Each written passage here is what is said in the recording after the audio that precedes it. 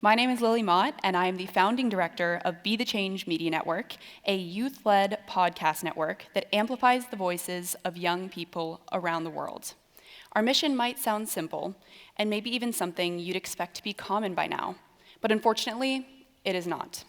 In fact, we're the only podcast network in the world led by young people who are passionate about issues like climate change, mental health, gender equality, digital safety, period poverty, democracy, and more.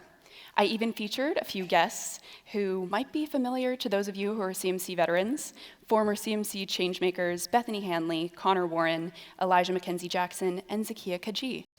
Too often, the media talks about young people, framing us as problems that need to be fixed, risks that need to be managed, or stereotypes constantly being reinforced.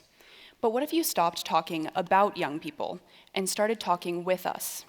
What if we all work together to create spaces where we can tell our own stories in our own voices? That's what I'm trying to create at Be the Change Media Network. Let's start with an alarming statistic that drives the work we do.